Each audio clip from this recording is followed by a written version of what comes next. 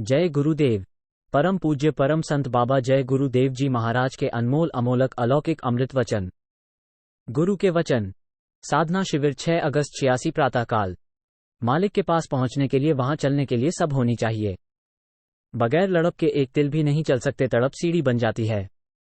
यहां का निशाना बनना चाहिए। तड़प नहीं तो निशाना कैसे बनेगा? तड़प से निशाना बन जाता है और वो कभी न कभी वहां पहुंचा देगा। परमार्थ के लिए बड़ा और आस्था के साथ तड़प होनी शीघ्र में लाभ हो। सड़प होती है तो परने झड़ते हैं। तड़प होगी तो बाहर से तो इंद्रियों की मदद मिलेगी और अंतर में चलोगे तो वहां गुरु बैठा ही है। उससे बात करो। यह आपको अंतर में मदद करेगा और पहुंचाएगा। जब जब जरूरत होती है यह मिलता है तो दोनों तरफ सब पैदा करती है। इधर तो गुरु से मिलने को और उधर मालिक से मिलने की। गुरु मालिक का ही रूप होता है।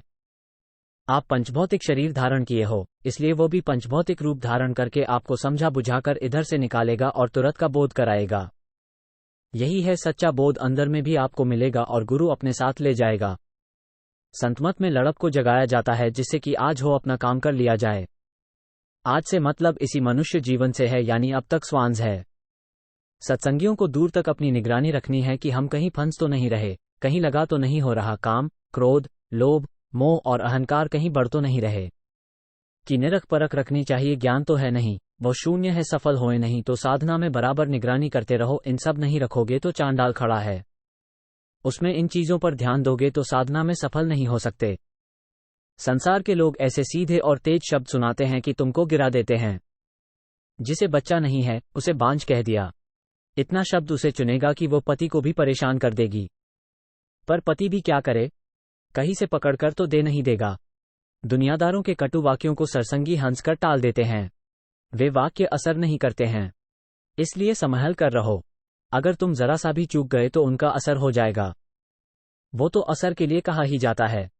तारांकन महात्माओं के सामने अपना काम कर लेना चाहिए। वो क्या करते कराते हैं, तुमसे क्या मतलब? जो यो कहें करो। जो इसको नहीं समझते वो कुछ नहीं समझ सकते।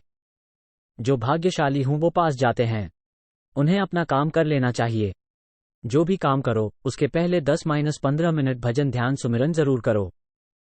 इसके बगैर किए हुए जाएगा, आदत बन जाएगी।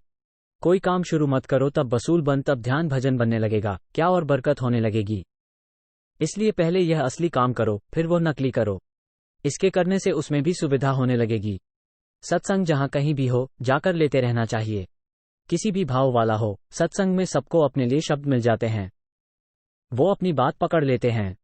एक ही शब्द सबके लिए नहीं है। चीजों को समझ लो और वक्त पर उनसे काम ले लो। जिन टाट वालों ने टाट पहना है तो उसे बरकरार रखो। ईसा मसीह की किताब में लिखा है कि गुरु टाट नहीं पहनेगा, भक्त पहनेंगे। एक वचन और बहुवचन का भी तुमको ज्ञान नहीं है। इस समय पर गुरु को टाट पहनने का आदेश उस मालिक का नहीं है। भक्त ही पहनेंगे और वो काम करेंगे। जो लोग कहते हैं कि बाबा जी टाट नहीं पहनते, तो बाबा जी को कोई जरूरत है ही नहीं। सबकी ड्रेस अलग अलग होती है। सब एक नहीं हो सकते। जो जैसा है वैसा ही रहेगा। जिन्होंने टाट पहना है वो बहुत ही सावधानी के साथ अपनी आस्था को बरकरार रखें। नए लोगों को तो हमने कहा नहीं, पुराने लोग ही काफी हैं।